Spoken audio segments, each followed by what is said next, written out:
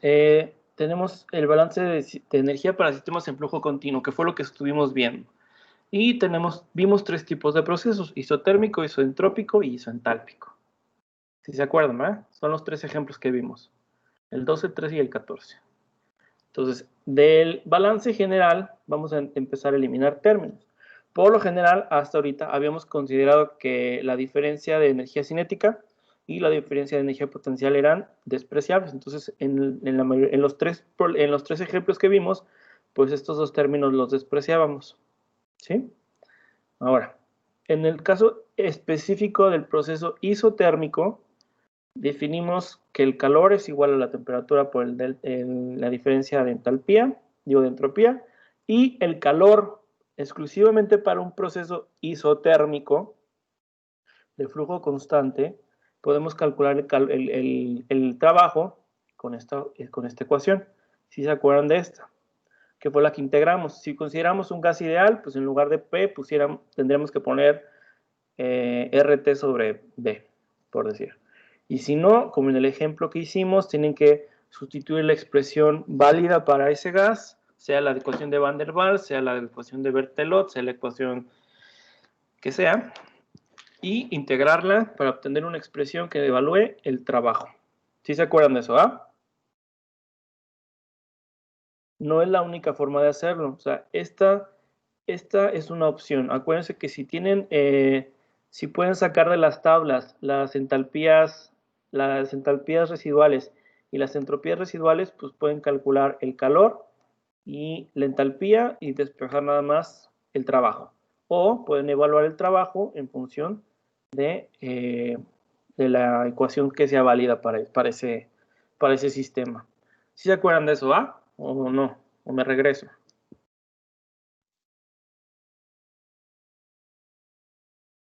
Bueno, probando. Sí, más o menos como a grandes rasgos, sí recuerdo. Bueno. Ok. Entonces, para un proceso isoentrópico, es decir, de entropía constante, vamos a tener además un proceso adiabático. ¿Ok? Si la entropía es constante y el delta S es 0, entonces el calor va a ser igual a 0. Entonces, lo que nos queda evaluar es el trabajo y el cambio de entalpía. Por ejemplo, de las tablas podemos sacar las entalpías, la diferencia de entalpía, con las entalpías residuales y todo eso. Si consideramos esto que es despreciable, pues entonces el calor va a ser igual a el cambio de entalpías. Eso es en un proceso isoentrópico. Ahora, para un proceso isoentálpico. Profe, del isentrópico, ¿qué era lo constante? ¿La entalpía o la entropía o qué? Isoentrópico, la entropía. Entropía, ok, gracias. Ajá. Isoentálpico, la entalpía. ¿Sí? Entonces, en el proceso isentálpico, por definición, se supone que el proceso es adiabático, o sea, no hay intercambio de calor porque las velocidades son, o sea, el fluido pasa tan rápido por el sistema que no alcanza a desprender calor. O sea, eso es por las consideraciones. No hay trabajo, no hay cambios en la energía potencial ni cambios en la energía cinética. ¿Por qué? Porque son velocidades constantes y el recorrido que hace el fluido, por el recorrido que hace el fluido, se puede despreciar la energía potencial. Entonces, lo único que tenemos es que la entalpía se mantiene constante. Si fuera un gas ideal, si la entalpía es constante, la temperatura de entrada y de salida serían las mismas, pero como estamos trabajando con gases reales, hay cambios en la entalpía. Entonces, eso es lo que tenemos que calcular. O sea, calcular la temperatura a la que las dos entalpías sean iguales y el delta H sea igual a 0. Ahora, vamos a tener un cambio de la entropía.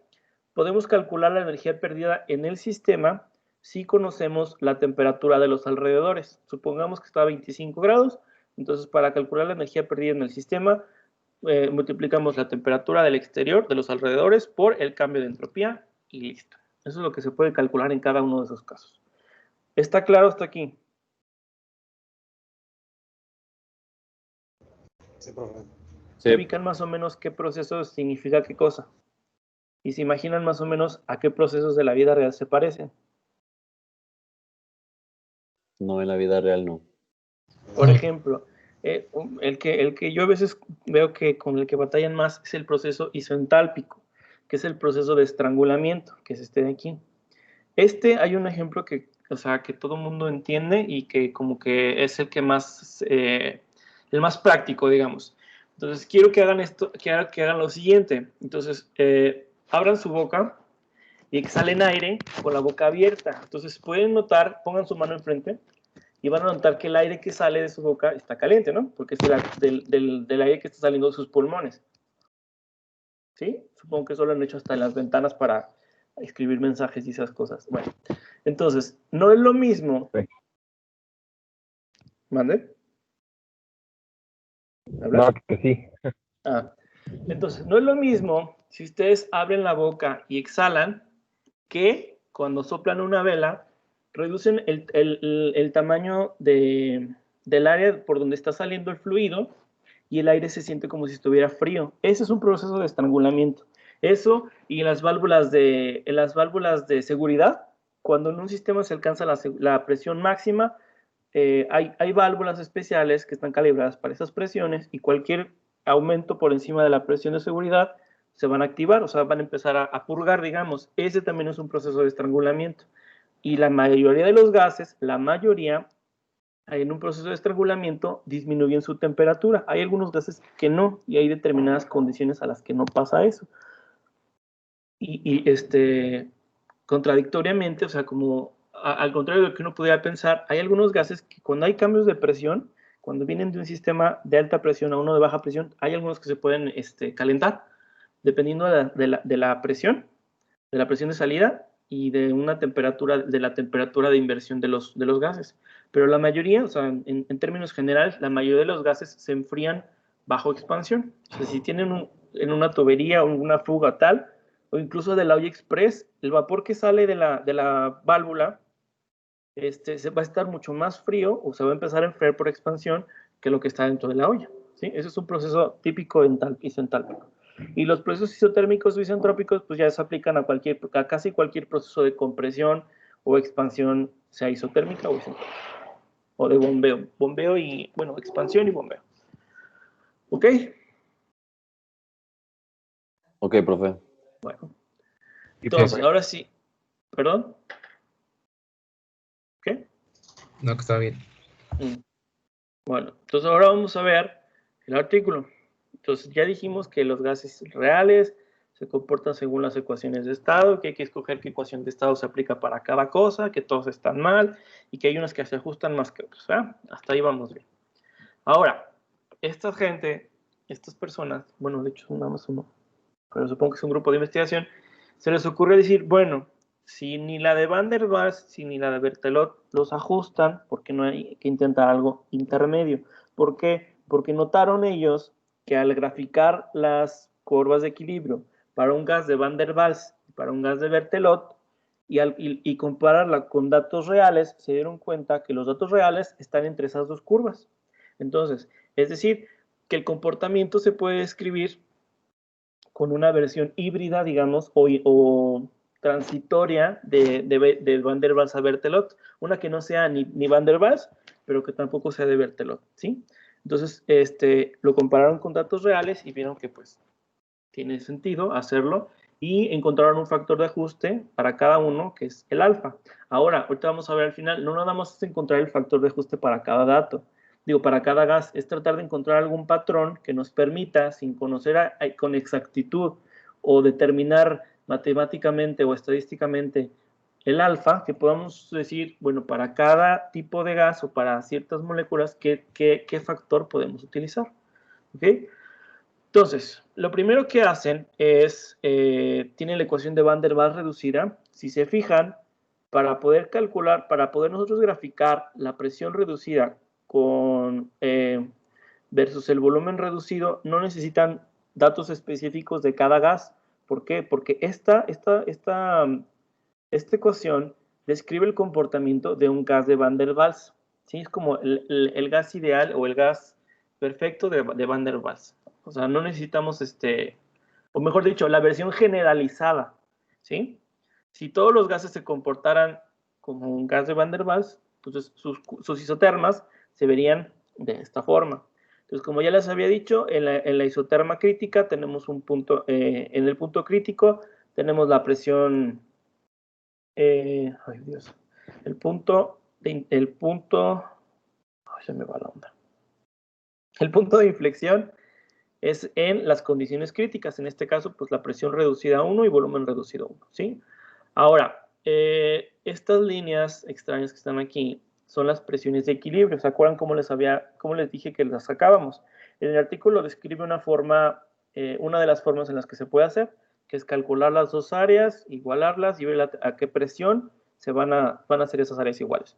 Entonces, ¿eso qué significa? Que la isoterma real, entre comillas, va a seguir el comportamiento hasta la zona de equilibrio, después va a tener una presión constante durante el cambio de fase y va a continuar con el comportamiento que predice la ecuación de Van der Waals reducida. Por fuera del área de equilibrio, que es lo que definen estos puntos de presión, todo el gas se considera que, mejor dicho, la ecuación da buenos resultados, excepto por la zona de equilibrio. Aquí en la zona de equilibrio nosotros sabemos que los gases no van a tener este comportamiento. Este no es un comportamiento real, ¿sí? Esto se debe pues a que es una ecuación cúbica y tiene que tener muchas raíces y tal. ¿Okay? Pero al igual que la de Van der Waals y todas las demás que ya habíamos visto, se tienen que cumplir los mismos, las mismas condiciones en el punto crítico. La derivada y la segunda derivada tienen que ser igual a 0. De ahí es de donde sacan las fórmulas para las condiciones críticas, dependiendo de cada una de las fórmulas. Y bueno, aquí si se fijan, mientras la temperatura sea más baja, es decir, mientras la temperatura vaya disminuyendo cada vez más y cada vez más, vean cómo la presión de equilibrio va disminuyendo, pero nunca va a llegar a 0. Jamás va a llegar a 0 ni va a tener valores negativos, porque eso no tendría ningún sentido. ¿Okay? Ahora, en la de equilibrio, pueden ver que este valor de volumen no va a terminar aquí porque pues, lo dejé hasta punto 6, pero si le siguen punto 5, punto 4, punto 3, va a llegar a un valor límite. ¿Cuál es ese valor límite? Va a ser la constante B de la ecuación de Van der Waals, ¿sí? Ese volumen mínimo, digamos, es el límite de esta gráfica. O sea, no va a llegar a valores negativos, eso no tiene sentido. ¿Sí? El valor límite de aquí va a ser igual a B. Entonces, mientras la temperatura tienda a 0, es decir, la temperatura reducida sea cada vez menor y la presión tienda a 0, el volumen va a ser igual a B. ¿Se acuerdan qué unidades tiene B en cualquiera de las ecuaciones? Pies cúbicos sobre libra mol, ¿no? Ajá, ¿y qué les dije que era? ¿Qué representa ese valor? El de corrección por volumen, ¿no? Ajá, el volumen, representa el volumen del gas en estas condiciones de temperatura baja y presión baja. Por eso les digo que es el volumen mínimo. Ok. Bueno, entonces aquí, estos mismos valores que están aquí de las isotermas son los que vienen reportados acá. Ahora, estos valores de volumen, del punto crítico a la izquierda están los valores de líquido saturado.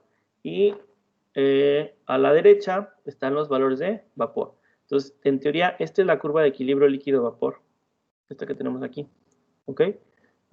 ¿Qué otra cosa tenemos en la gráfica?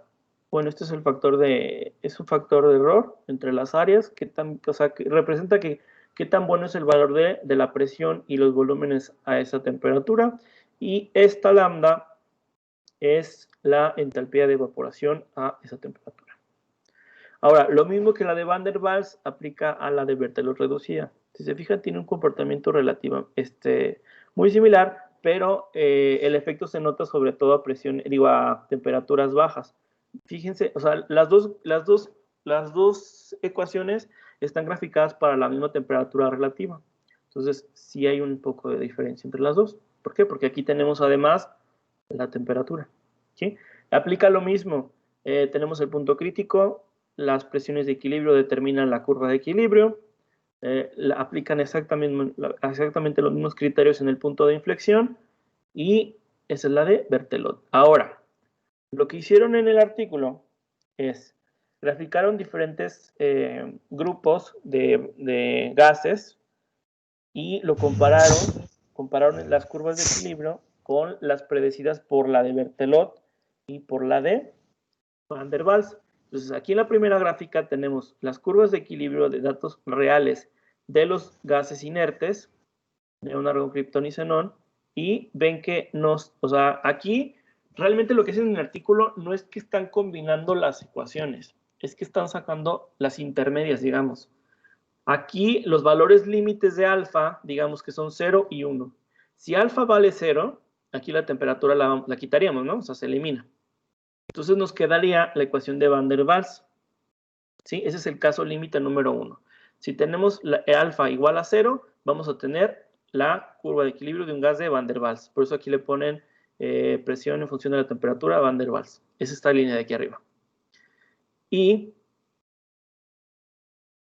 al contrario, si tenemos el caso límite 1, entonces vamos a tener, que es la ecuación de Berthelot, ¿sí? O sea, con temperatura elevada a la 1. ¿Se podría elevar más? Sí, y sería otra ecuación y le podríamos llamar de otros nombres, pero lo que notaron lo que se notó en este grupo es que no hay necesidad, o sea, los valores entre 0 y 1 son válidos para la mayoría de los gases, ¿sí? Para los gases ideales, pues aquí se ve que se quedan entre esas dos curvas de equilibrio. Para estos gases quedan igual. Hay uno que se sale de la tendencia, que es el hidrógeno. ¿Por qué? Porque el hidrógeno siempre hace cosas raras. ¿Por qué? Porque por las características de su estructura, de su composición electrónica y tal, reacciona, digamos que podemos decir que tiene mayores interacciones entre sus moléculas. Por eso se desvía un poco del comportamiento. Y en general, todas las demás, nitrógeno, oxígeno, flúor y cloro, son moléculas relativamente estables, no son tan reactivas y son simétricas. Son dos esferas, digamos, podríamos considerar como si fueran dos esferas. Entonces, son simétricas porque las dos son del mismo elemento, tienen el mismo tamaño y tiene sentido pues que se comporten entonces de la misma forma, excepto la del hidrógeno, porque ya les dije, ese es un caso especial. Ahora, en el tercer grupo tenemos ya moléculas más tutti frutti, tenemos de tamaños de diferente, o sea, con átomos de diferentes tamaños, diferentes simetrías, o sea, no nada más tenemos dos del mismo tamaño, a lo mejor ya tenemos 3 o 4, tienen diferentes estructuras, obviamente que sus propiedades químicas son diferentes, y eso también va a afectar al equilibrio. Entonces aquí podemos observar que se definen como si fueran dos categorías. Unas que se parecen más, entre comillas, al de Berthelot y unas que se parecen menos. Ahora, la conclusión es, nosotros ajustando ese parámetro alfa, es como si estuviéramos haciendo curvas intermedias entre Van der Waals y Berthelot. No es propiamente una combinación de las dos, sino que estamos sacando como si fueran equilibrios intermedios.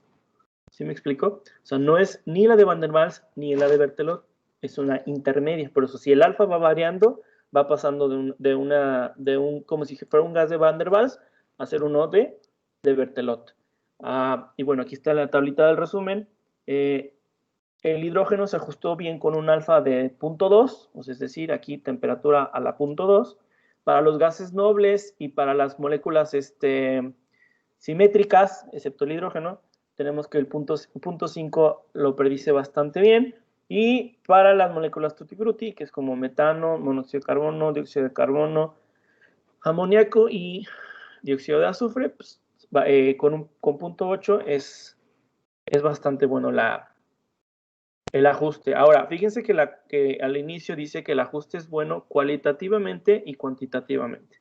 O sea que en las gráficas se ve bastante bien, pero los valores ajustan también bastante bien. O sea, no nada más sí, parece como que se ve bien y ya. ¿Por qué? Porque eso es muy relativo.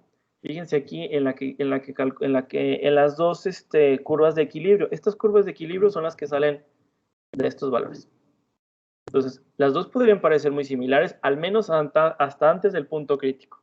Pero después del punto crítico empiezan a variar. Ahora, estas variaciones puede que sean muy pocas, pero acuérdense que estas variaciones están en presión reducida. Entonces, habría que multiplicar estos valores por la presión crítica y eso va a provocar que los cambios, que aquí parezcan muy pequeños, a la hora de pasarlos a presiones y volúmenes molares, presiones normales y volúmenes molares, pues van a tener cambios muy diferentes y van a cambiar de gas en gas. Ahora, otra cosa que también se cumple para todas las ecuaciones de estado es que en el punto crítico, los valores del volumen de líquido, el volumen del líquido y el volumen del gas es igual, okay, justo en el punto crítico, ¿sí? Esa también es una definición del punto crítico. Es un punto en el que la densidad del líquido y el vapor son iguales. Y sí, lo dije bien, densidad es lo mismo, porque son proporcionales, ¿sí? Entonces, preguntas.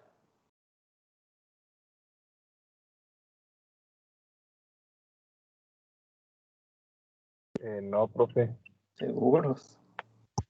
Entonces lo de cualitativo sí se refería a la gráfica. Es que yo no entendía por qué decía Sí, que cualitativo. sí, Ok, sí, es que parece que sí se ajustan bastante bien. ok, gracias. Sí, ¿no? ¿Alguien más? ¿Seguros? Bueno.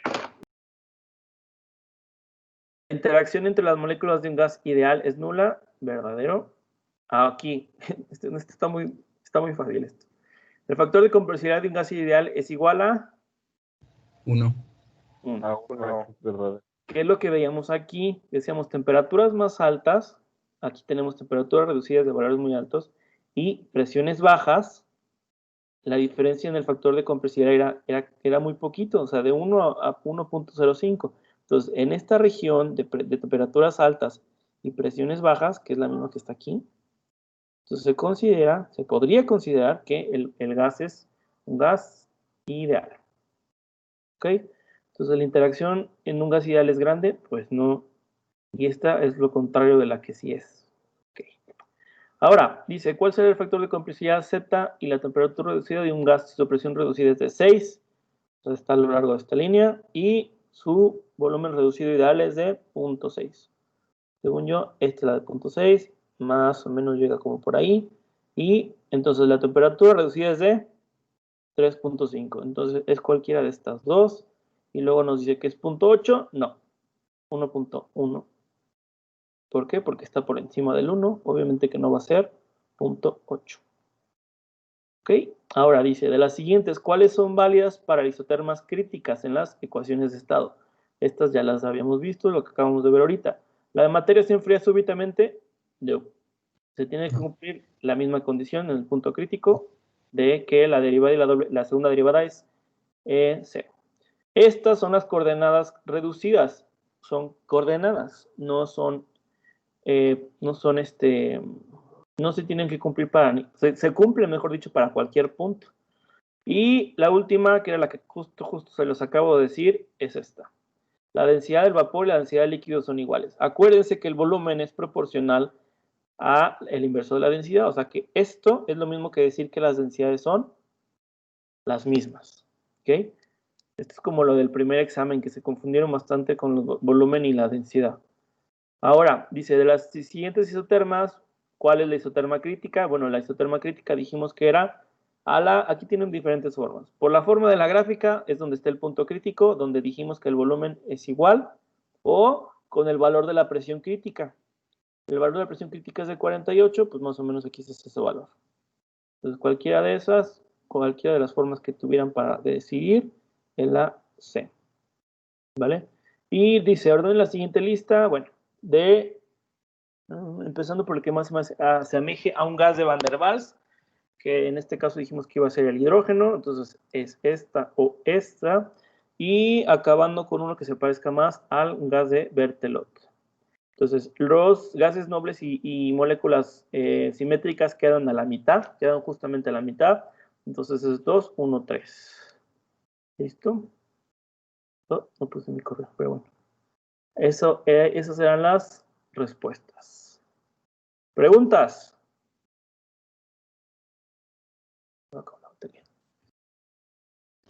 Parte de esto también va a venir en el examen teórico, ¿verdad, profe? O sea, esto nos va a ayudar al Sí, teórico. sí, o sea, las preguntas van a ser, obviamente no las mismas, pero aquí hicimos un repaso, por ejemplo, aquí, de gases ideales. Entonces, el del examen teórico vendría El de gases reales, por ejemplo.